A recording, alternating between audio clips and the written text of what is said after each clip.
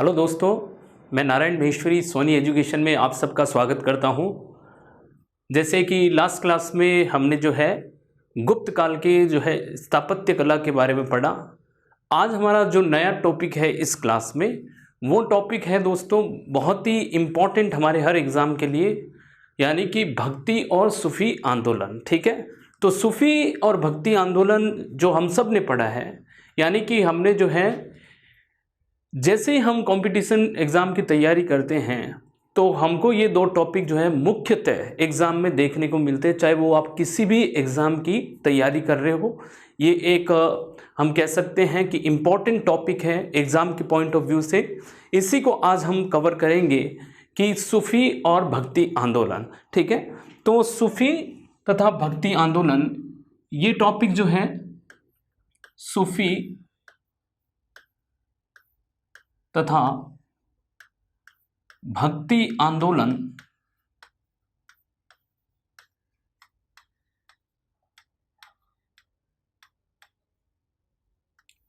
ठीक है दोस्तों, तो ये जो है टॉपिक आज हमारा जो है इम्पॉर्टेंट टॉपिक जिसकी आज हम जो है शुरुआत करने जा रहे हैं। और अब तक हमने जो है जिस तरह से हमने टॉपिक को कवर किया है वैसे ही हम सारे टॉपिक को कवर करेंगे। तो अब हम जो है चालू करेंगे सूफी आंदोलन से। ठीक है, पहले हम सूफी आंदोलन के बारे में पढ़ेंगे कि सूफी आंदोलन क्या था। देखिए दोस्तों, सूफी आंदोलन तक आने से पहले मैं आपको थोड़ा सा बैकग्राउंड बता देता हूं। इस्लाम का उदय आप और हम सब जानते हैं, इस्लाम का उदय 7वीं शताब्दी में होता है। प्रॉफेट मोहम्मद या पैगंबर मोहम्मद के द्वारा इस्लाम की स्थापना होती है 7वीं शताब्दी में। ठीक है, और मक्का में इनका जन्म होता है और फिर धीरे धीरे इस्लाम में कई सारे धार्मिक और सामाजिक आंदोलन चालू किए गए। ठीक है, तो कई तरह के धार्मिक और सामाजिक आंदोलन से ये धर्म गुजरा और बाद में जो है यही धर्म जो है दो जो है हम कह सकते हैं पथ में या दो जो है भागों में विभाजित हो जाता है। एक को सुन्नी बोलते हैं, दूसरे को बोलते हैं शिया। ठीक है, जैसे आप देखो कि भारत में ये दोनों ही जो है पथ के अनुसरण करने वाले लोग या दोनों ही हम कह सकते हैं संप्रदाय को अनुसरण करने वाले लोग भारत में रहते हैं। सुन्नी भी भारत में सुन्नी मुस्लिम भी रहते हैं, शिया को जो है शिया धर्म को मानने वाले मुस्लिम भी रहते हैं। तो भारत में आपको दोनों का ही जो है अनुसरण करने वाले मिलेंगे, पर अधिकतर जो भारतीय मुसलमान हैं वो जो है सुन्नी संप्रदाय को मानने वाले हैं। ठीक है, अब हम बात करते हैं कि ये जब दो भागों में डिवाइड हो गया तो आप देखो कि जैसे इराक है, पाकिस्तान है, ईरान है, यहाँ पर आप देखोगे मुख्यतः एक ही ठीक है किसी एक विशेष जो है संप्रदाय को मानने वाले लोग रहते हैं, चाहे वो सुन्नी हो सकते हैं चाहे वो शिया हो सकते हैं। पर भारत में हमको विशेषतः दोनों ही जो है यानी कि हम कह सकते हैं संप्रदाय को अनुसरण करने वाले लोग मिलते हैं। ऐसे ही हम बात करते हैं जब सूफी आंदोलन की बात करते हैं तो धीरे धीरे यानी कि सूफी का मतलब क्या होता है या सूफीवाद क्या होता है। सूफीवाद का मतलब दोस्तों अगर जैसे मैं बताऊं आपको सूफीवाद क्या होता है। सूफीवाद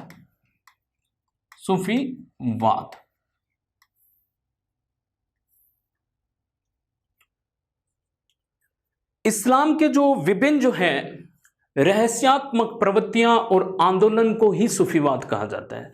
तो इस्लाम की विभिन्न रहस्यात्मक प्रवृत्तियां जो इस्लाम में रहस्यात्मक प्रवृत्तियां हैं और उस तरह के जो आंदोलन हुए उसी को हमने क्या कहा, सूफीवाद कहा। ठीक है, तो सूफीवाद का एक सिंपल मीनिंग है इस्लाम का रहस्यात्मक जो है वर्णन, वो ही सूफीवाद है। ठीक है, तो इस्लाम का रहस्यात्मक वर्णन और इस्लाम की रहस्यात्मक प्रवृत्तियों को हमने क्या कहा, सूफीवाद कहा। ठीक है, तो अब जब हम बात करते हैं ये जो सूफीवाद था, सूफीवाद जो हम कहते हैं कि सूफीवाद हम किसे कहते हैं, तो हम ये कह सकते हैं कि सूफीवाद में जो है कुरान की पवित्रता को ध्यान में रखते हुए, कुरान की पवित्रता को मानते हुए इस्लाम का स्वाभाविक विकास था। ठीक है, तो इस्लाम की जो है हम कह सकते हैं कुरान की जो पवित्रता को ध्यान में रखते हुए, इस्लाम धर्म का जो पवित्र ग्रंथ है कुरान, उसकी पवित्रता को ध्यान में रखते हुए इस्लाम का स्वाभाविक विकास को ही सूफीवाद इस्लाम के स्वाभाविक विकास को ही सूफीवाद कहा गया। ठीक है, अब जब हम बात करते हैं कि इन्होंने जो है सूफीवाद का ये जो एक मेन जो उनका उद्देश्य होता है कि रहस्यवादी तरीकों से ईश्वर तथा उसके उपासक के बीच में संबंध को स्थापित करना, ये जो है हम कह सकते हैं सूफीवाद का मूल मंत्र है। और सूफीवाद का मूल मंत्र क्या है? सूफीवाद का आधार क्या है? भक्ति तथा प्रेम। ईश्वर के अंदर भक्ति तथा ईश्वर के जो है समक्ष भक्ति तथा प्रेम से जो है ईश्वर को मान लेना, यही सूफीवाद का मेन जो है स्तंभ है। तो इस सूफीवाद का मेन आधार क्या है? भक्ति तथा प्रेम। ठीक है, सूफीवाद का मेन उद्देश्य क्या है? रहस्यवादी तरीकों से, ठीक है, उपासक और ईश्वर के बीच में जो है संबंध स्थापित करना। और जैसे मैं आपको कह चुका हूं, सूफीवाद क्या है? इस्लाम के रहस्यवादी। दो तीन चीजें हमको ध्यान में आई है, तो मैं आपको एक एक चीज बताता हूं कि सूफीवाद क्या है। सूफीवाद ये है कि इस्लाम के विभिन्न, बहुत सिंपल शब्दों में, इस्लाम के विभिन्न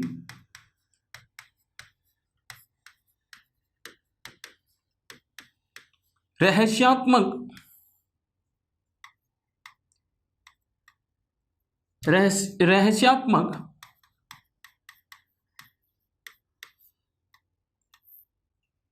प्रवृत्तियों तथा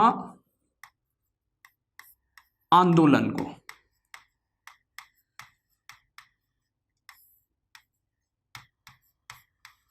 को सूफीवाद कहा जाता है।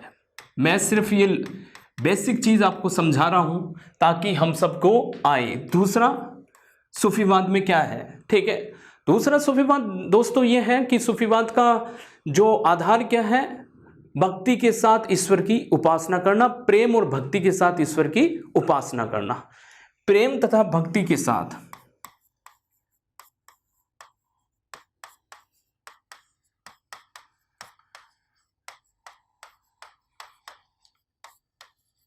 ईश्वर की उपासना,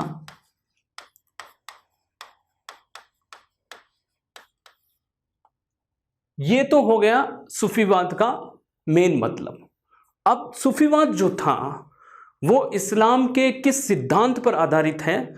तो सूफीवाद जो है इस्लाम के वहदत उल वजूद के सिद्धांत पर आधारित है। तो सूफीवाद जो है इस्लाम के किस सिद्धांत पर आधारित है? तो इस्लाम का ये सिद्धांत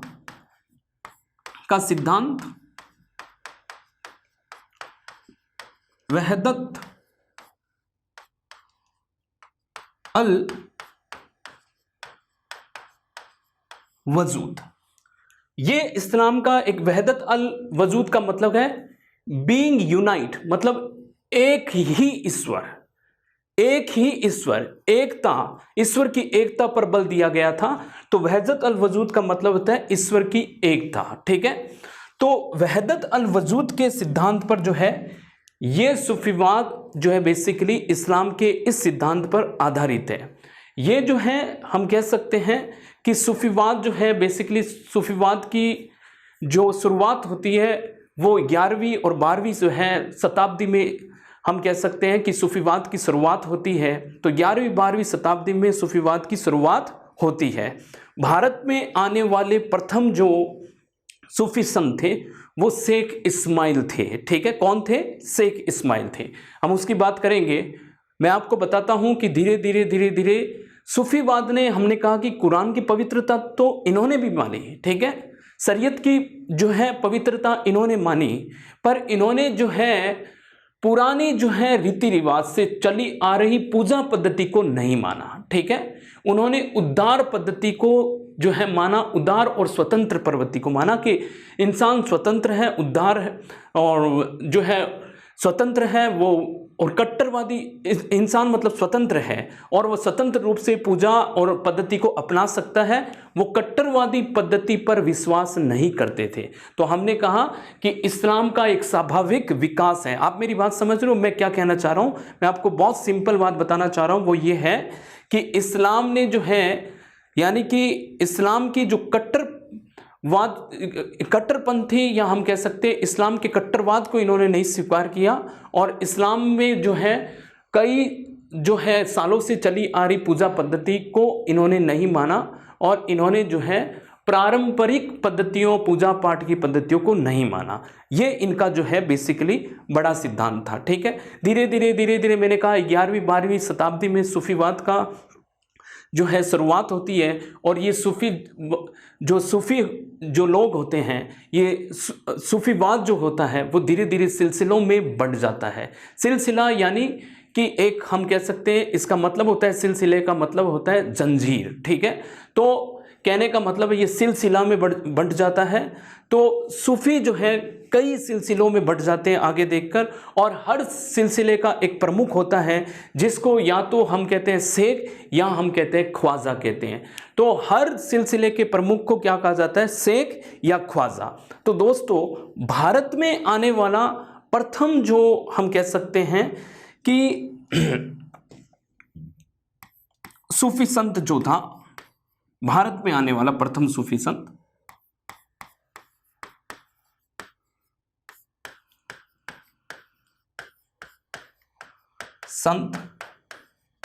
शेख इस्माइल।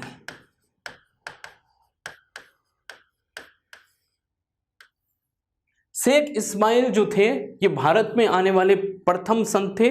लाहौर में इनका जो है मकबरा बना हुआ है। तो इनका मकबरा कहाँ बना है, तो मकबरा इनको हम कह सकते हैं, मकबरा इनका जो है लाहौर में बना हुआ है। लाहौर में इनका मकबरा बना हुआ है दोस्तों। ठीक है, तो ये हमने बात की कि एक जो है हमने सूफीवाद के विचारधारा पर बात की, और फिर हमने देखा कि पहला जो है यानी सूफी संत भारत में कौन आता है। फिर जो दूसरे जो संत भारत में आते हैं उनका नाम होता है अल हुजवीरी। ठीक है, अल हुजवीरी या अल हुजवारी जो है ये इनका जो है नाम होता है। ठीक है, तो दूसरे जो सूफी संत आते हैं, ठीक है, दूसरे सूफी संत जो भारत में आते हैं,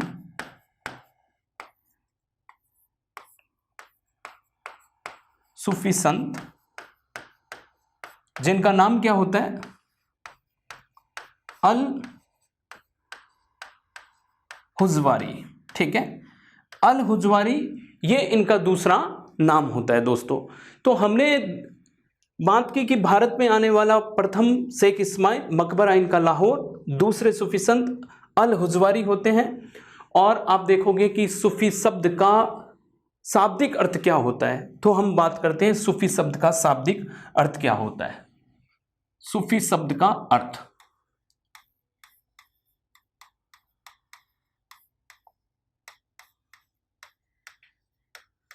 ठीक है, तो ये जो सूफी शब्द का अर्थ है, ठीक है, तो सूफी शब्द का अर्थ दोस्तों इसके लिए जो है कई मत जो है प्रचलित है। ठीक है, एक का ये मतलब होता है कि ये जो है हम बात करते हैं कि अरबी भाषा के सफा शब्द से बना हुआ है, यानी कि एक मत, इसके दो मत प्रचलित हैं।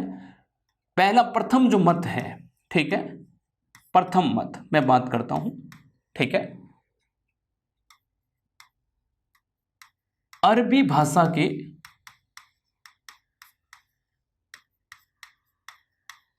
सफा शब्द से बना है,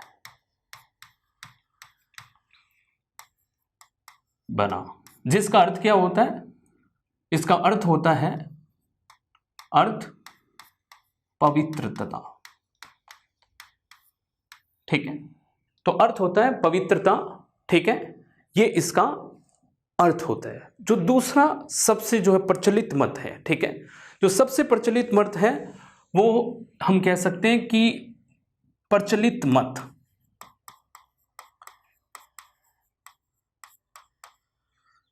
ये प्रचलित जो मत है वो हम कह सकते हैं कि अरबी भाषा के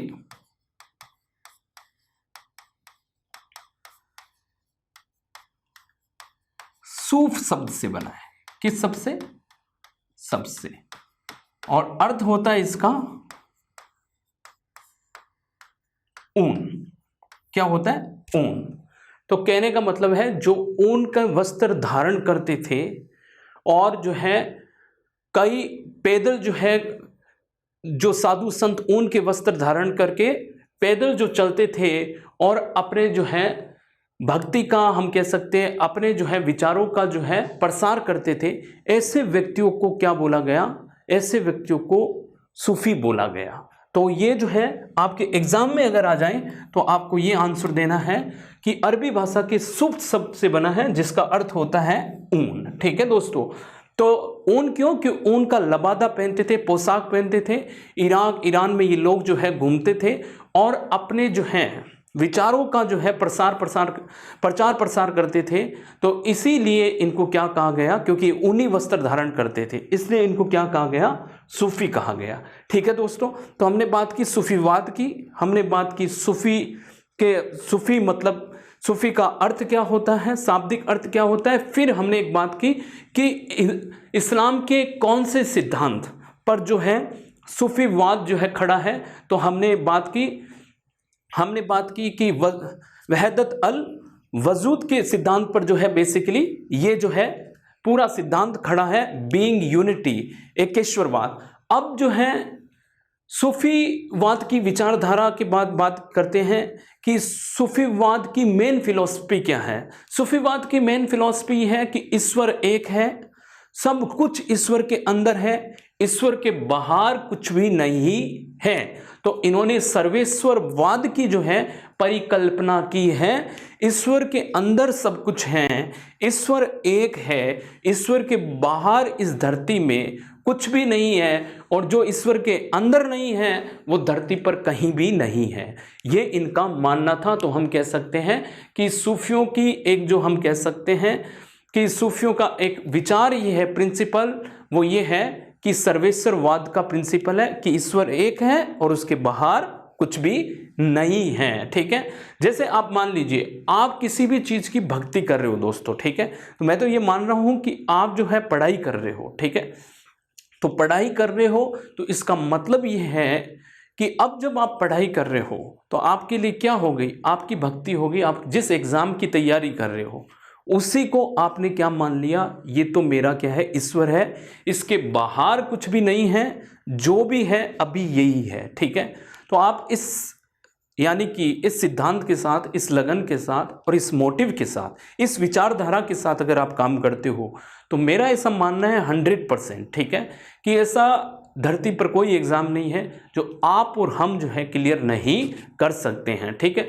बस हमारा ही एक जो है लक्ष्य जो है वो बहुत हमको साफ दिखाई देना चाहिए और उसका क्या मार्ग है। ठीक है, उसका कौन सा सही जो है अप्रोच है, वो अप्रोच हमको पता होनी चाहिए। इसी के कारण मैंने जो यहाँ पर, ठीक है, हमारे एग्जाम में जो है सूफी रिलेटेड जो सवाल, सूफीवाद को रिलेटेड जो सवाल है वो कंसेप्चुअल हमने बात की, हमने फैक्चुअल बात की किस सिद्धांत पर है। फिर हमने देखा कि कौन सा जो है प्रथम जो है सूफी संत भारत में आता है। तो सूफी संत भारत में जो प्रथम सूफी संत आता है उसका नाम क्या था? शेख इस्माइल। शेख इस्माइल के बाद में हमने बात की हुजवीर की। तो हमने जो है बेसिकली बात की हुजवारी की बात की और फिर हमने बात की किसकी? हमने की शेख इस्माइल की। ठीक है, अब हम बात करते हैं कि भारत में ये जो है सिलसिला, ठीक है, भारत में आया तो आपने देखा भारत में आकर भारत में अफगानिस्तान के माध्यम से जो है सूफी जो है संत भारत में आते हैं। तो सूफी जो है या हम कह सकते हैं सूफीवाद या सूफी विचारधारा भारत में कहाँ से आती है? अफगानिस्तान के माध्यम से आती है। तो प्रमुख जो सूफी जो है हम कह सकते हैं संप्रदाय या सूफी सिलसिले कौन कौन से हैं भारत में, उनकी हम बात आगे करने वाले हैं, वो मैं आपको बता देता हूं। तो प्रमुख सूफी संप्रदाय, सूफी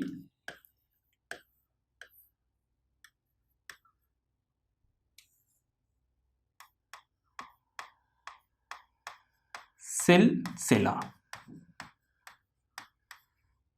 ठीक है, हम सब जानते हैं चिश्ती,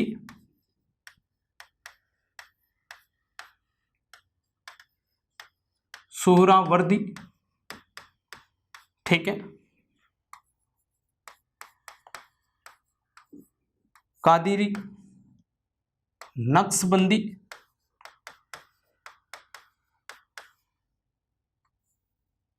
ठीक है। इस तरह से ये प्रमुख सिलसिले जो है भारत में हम कह सकते हैं कि भारत में आने वाले ऐसे जो है भारत में हम कह सकते हैं कि 12 सिलसिले, यानी कि ऐसे भारत में आने वाले, भारत में स्थापित होने वाले 14 सिलसिले हैं। ठीक है, 14 से ज़्यादा ही है। ठीक है, तो जो प्रमुख रूप से प्रसिद्ध जो सिलसिले हैं उनके बारे में हमने बात की, चिश्ती, सुहरावर्दी, कादरी, नक्शबंदी। देखिए कि आईने अकबरी में, ठीक है, आईने अकबरी, आईने अकबरी किसके द्वारा लिखी गई है? अबुल फजल के द्वारा। ठीक है, अबुल फजल की करती है। अबुल फजल अकबर के 9 रत्नों में से एक थे। ठीक है, और ये आईने अकबरी 5 खंडों में मिलती है। इसका जो तीसरा खंड है, ठीक है, तीसरा खंड अकबरनामा के नाम से जाना जाता है। इसी आईने अकबरी में जो है हम कह सकते हैं 14 सिलसिलों की बात हो रखी है। तो आईने अकबरी में कितने सिलसिले बताए हैं? आईने अकबरी में अबुल फजल ने भारत में 14 सिलसिले बताए हैं।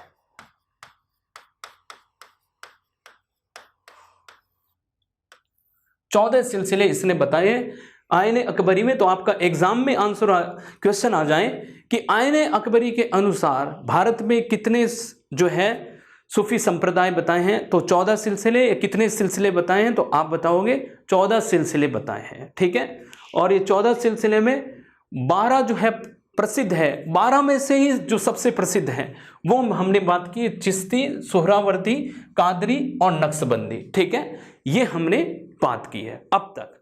अब हम एक पहले जो है संप्रदाय से चालू करते हैं जिसका नाम है चिश्ती संप्रदाय। दोस्तों क्या नाम है? चिश्ती संप्रदाय।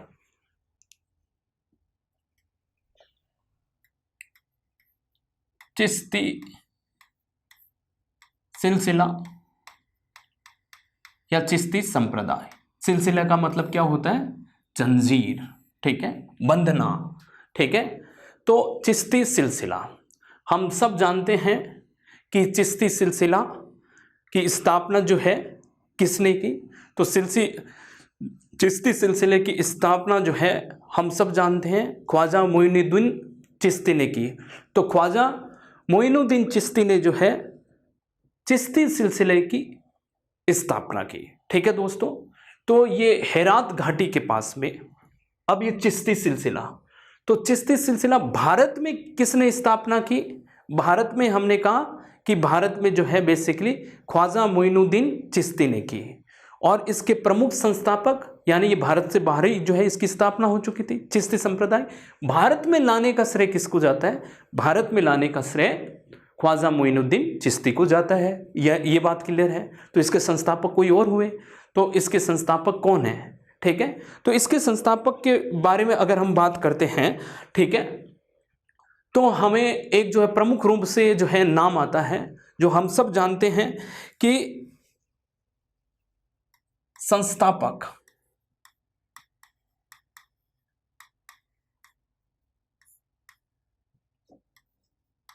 शेख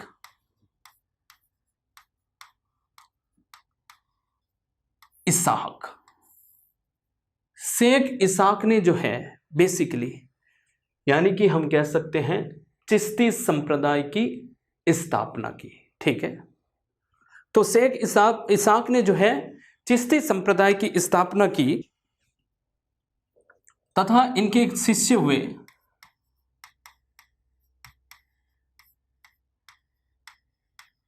अबू अब्दाल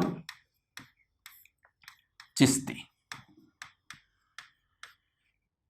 ठीक है, तो हम कह सकते हैं संस्थापक शेख इसाक या इनके शिष्य अबू अब्दाल चिश्ती ने जो है हेरात घाटी के पास में अफगानिस्तान में एक चिश्त नाम का गांव था। ठीक है, वहां से इन्होंने स्थापना की। ठीक है, तो हेरात घाटी के पास में, यानी कि हेरात घाटी अफगानिस्तान के पास में एक चिश्त नाम का गांव था, वहां से इन्होंने इसकी स्थापना की। ठीक है, अब हम बात करते हैं कि भारत में इसको लाने का श्रेय किसे जाता है? तो भारत में स्थापना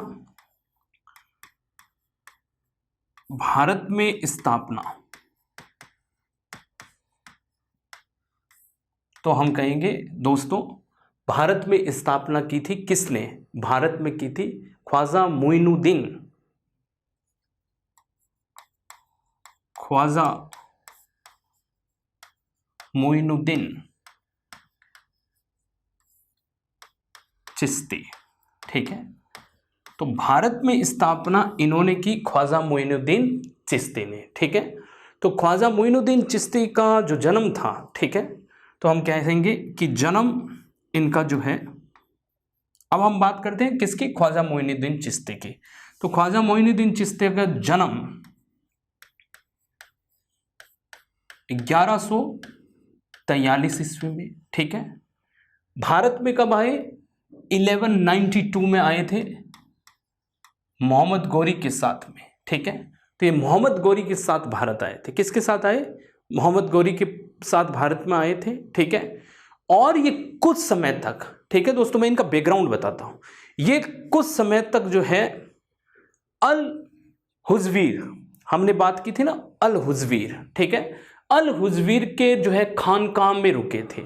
खानकाह क्या होता है दोस्तों, खानकाह होता है सूफी संतों के रहने के स्थान को क्या कहा जाता है, खानकाह, ठीक है। तो हम कह सकते हैं खानकाह क्या होता है, सूफी संतों के रहने के स्थान को कहा जाता है। मैं एक जगह एक्सप्लेन करके बताऊंगा आपको कि सूफी संतों के रहने के स्थान को खानकाह कहा जाता है। और ये खानकाह जो है, यानी कि हम कह सकते हैं कि ये जो ख्वाजा मोइनुद्दीन चिश्ती थे, ये किसके खानकाह में रुके थे, ये अल हुजवीर के जो है हम कह सकते हैं ये संत थे, उनके पास में रुके थे। और यहाँ से फिर ये जो है भारत आए, और भारत में जब आए तो हम कह सकते किसके साथ आए, भारत में आए मोहम्मद गौरी के साथ भारत में आए। जन्म स्थान इनका जो है सिस्तान,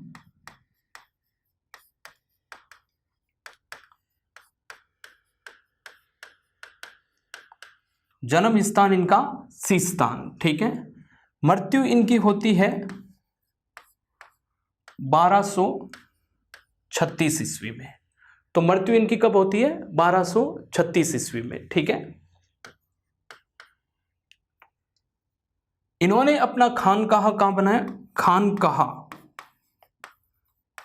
खानकाह यानी कि सूफी संतों के रहने का स्थान, सूफी संतों के रहने का स्थान।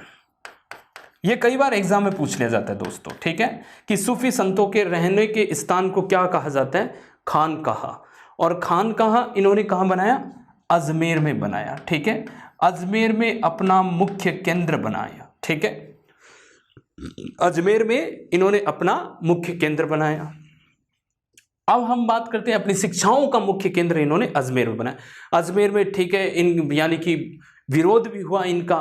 फिर इनके जो है हम कह सकते हैं प्रभावी व्यक्तित्व के सामने जो है लोग झुक गए, और कुछ ने जो है सूफी विचारधारा को अपना भी लिया था, ठीक है। और 1236 में इनकी मृत्यु हो गई थी। अब मैं आपको बात करूं इनके प्रमुख रूप से जो शिष्य थे, ठीक है, इनके शिष्य, तो इनके शिष्य जो है कुतुबुद्दीन बख्तियार काकी, आपने नाम सुना होगा,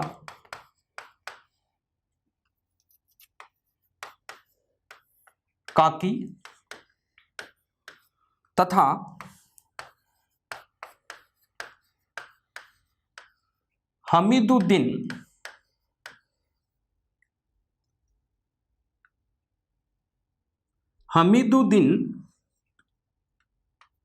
नागौरी, ये इनके प्रमुख शिष्य थे दोस्तों। कुतुबुद्दीन बख्तियार काकी तथा हमीदुद्दीन नागौरी, ये जो है ये इनके प्रमुख शिष्य थे। इनके गुरुजी कौन थे, तो हम कह सकते हैं इनके गुरु का नाम था, इनके गुरु हारून उस्मानी। तो इनके गुरुजी का नाम था हारून उस्मानी। और जब ये इराक और ईरान में घूम रहे थे तो इनकी मुलाकात किससे हुई, हारून उस्मानी से हुई। हारून उस्मानी के व्यक्तित्व से ये प्रभावित हुए और इनको अपना जो है गुरु मान लिया, और इनके कहने पर ही ये भारत आए थे, ठीक है। तो इनके कहने पर ही इनके गुरुजी जो थे हारून उस्मानी, इनके हारून उस्मानी के कहने पर ही ये भारत जो है आए थे दोस्तों। ठीक है, अब हमने बात की कि ये जो है कि भारत में जो है, एक बार मैं आपको फिर से बता देता हूं कि हमने क्या बात की कि संस्थापक शेख अबू इसहाक कहते हैं। ठीक है, शेख अबू इसहाक, ठीक है, शेख अबू इसहाक तथा इनके जो शिष्य थे, ठीक है, इन शिष्य का नाम था अबू अब्दाल चिश्ती। इन्होंने जो है इसकी स्थापना की थी और अफगानिस्तान में, मैंने कहा ना, हेरात नामक एक जगह के पास में चिश्त नाम का एक गांव है, वहीं पर इस सिलसिले की स्थापना हुई। भारत में कौन थे संस्थापक या भारत में स्थापना चिश्ती संप्रदाय की या चिश्ती सिलसिले की? तो ख्वाजा मोइनुद्दीन चिश्ती ने इसकी स्थापना की। ठीक है, और ये जो भारत आए ये 1192 में आए भारत। ये 1192 संस्थापक, मैंने स्थापना नहीं बताई है, मैंने आपको क्या कहा है कि ये जो है बेसिकली ये भारत में आए। ठीक है, जन्म इनका 1143 में हुआ, जन्म स्थान सिस्तान में हुआ। ठीक है, मृत्यु इनकी 1236 ईस्वी में हुई। ठीक है, खान का सूफी संतों के रहने का स्थान वो कहता है, तो इन्होंने अपने खान कहाँ बनाया? अजमेर में बनाया। जैसे मैंने कहा कि भारत में आने से पूर्व ये भारत में जो है बेसिकली अल हुजवीरी, ठीक है, अल हुजवीरी या अल हुजवीर नामक जो है संत के खानकाह में रुके, लाहौर में रुके, वहां उनके पास में रुके। ठीक है, उसके बाद ये भारत में आए और इन्होंने इस संप्रदाय की स्थापना की। ठीक है दोस्तों, अब हम बात करते हैं शिष्य इनके कुतुबुद्दीन बख्तियार काकी तथा हमीदुद्दीन नागौर। तो हमीदुद्दीन, ठीक है, तो हमीदुद्दीन नागौरी प्लस इनके गुरु जो थे हारून उस्मानी, और जो है अकबर ने जो है 2 बार पैदल यात्रा अजमेर की है। तो अकबर जो है एक शासक था जिसने 2 बार पैदल यात्रा किसकी की है? अजमेर की है। तो अजमेर में इनको जो है ख्वाजा गरीब नवाज के नाम से जाना जाता है। तो इनको किसके नाम से जाना जाता है? तो इनका उपनाम क्या है? गरीब नवाज। ठीक है, तो हम कह सकते हैं उपनाम इनका क्या है दोस्तों? गरीब नवाज।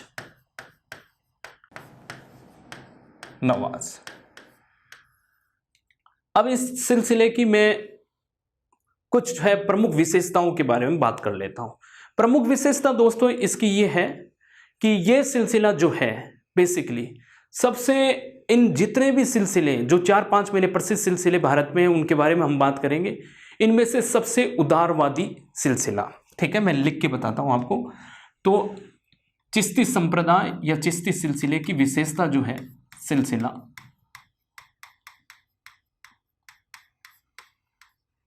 सबसे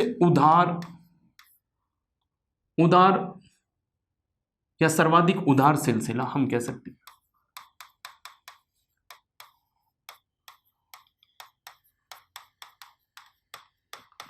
ठीक है,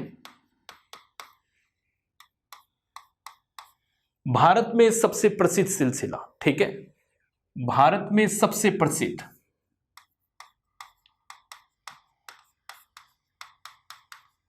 सिलसिला।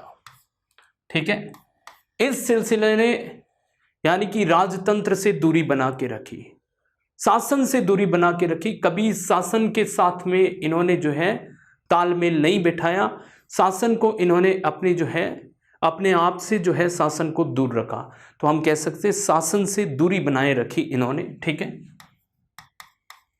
शासन से दूरी बनाए रखी।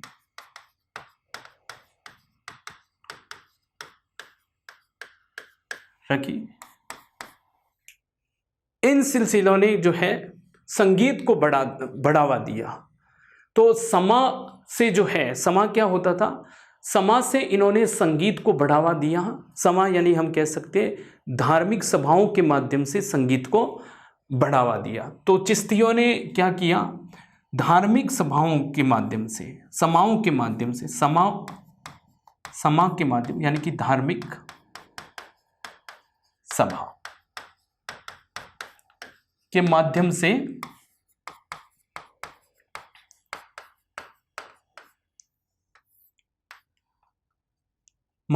संगीत को बढ़ावा दिया,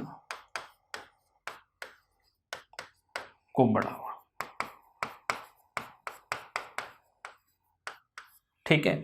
और इसकी एक और विशेषता है कि जैसे आपने कहा कि इन्होंने जो है धार्मिक सभा या समाज के माध्यम से संगीत को बढ़ावा दिया, इन्होंने यौगिक क्रियाओं पर भी जोर दिया, ठीक है। इन्होंने हमारे जो है यानी कि हमारे जो संत, जो हिंदू संतों के द्वारा, ठीक है, जिस तरह से यौगिक क्रियाओं पर बल दिया गया था, ठीक है, यानी आध्यात्मिक उन्नति के लिए, इन्होंने भी आध्यात्मिक उन्नति के लिए क्या किया, चिश्ती संप्रदाय ने यौगिक क्रियाओं को अपनाया। तो इन्होंने यौगिक क्रियाओं को भी अपनाया, यौगिक क्रियाओं को अपनाया।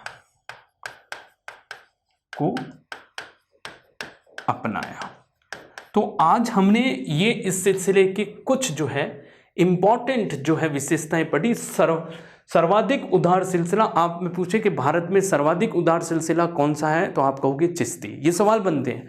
सबसे प्रसिद्ध चिश्ती संप्रदाय, शासन से इन्होंने दूरी बनाए रखी, ठीक है, और समाज के माध्यम से इन्होंने संगीत को बढ़ावा दिया, ठीक है, और जो है यौगिक क्रियाओं को अपनाया। तो ये आज हमने बात की सूफी संप्रदाय के सूफीवाद के बारे में, सूफी के अर्थ के बारे में, और फिर हमने बताया कि इस्लाम के किस सिद्धांत पर ये जो है बना हुआ था। फिर हमने बात की कि भारत में आने वाले प्रथम सूफी जो है संत कौन थे, तो शेख इस्माइल का नाम लिया।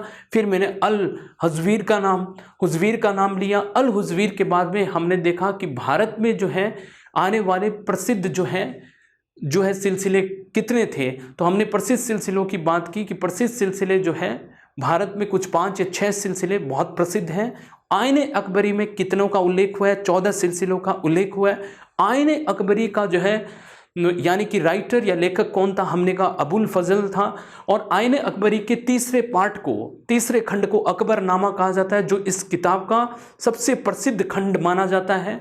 और फिर हमने बात की कि चिश्ती संप्रदाय की या चिश्ती सिलसिले की बात की। तो चिश्ती सिलसिले का हमने बात की अबू जो है इसाक ने, अबू इसाक और उसके जो शिष्य जो थे, और अब्दाली जो है चिश्ती ने, इसने उसकी स्थापना की। कहाँ पर की, तो हमने बात की हेरात नदी की, हेरात घाटी के पास में जो है चिश्त नाम का एक गांव था, वहाँ से इन्होंने स्थापना की। भारत में लाने का श्रेय किसे जाता है, और भारत में इसकी स्थापना किसने की, मोइनुद्दीन चिश्ती ने की। और इनका उपनाम क्या है, ख्वाजा गरीब नवाज। तो गरीब नवाज इनका उपनाम है, ठीक है। और कैसे अजमेर को इन्होंने केंद्र बनाया। फिर मैंने कहा कि अकबर ने यहाँ 2 बार पैदल यात्रा की। ये मैंने पूरी क्लास का समअप आपको जो है समराइज करके पूरी क्लास को ब्रीफ में 2 मिनट में मैंने आपको समझा दिया। इन्हीं पॉइंटों को आप जो है अभी जो है इनके नोट्स बनाइए, और मेरा ये मानना है कि हमारा सवाल कहीं भी खराब नहीं होगा। Thank you.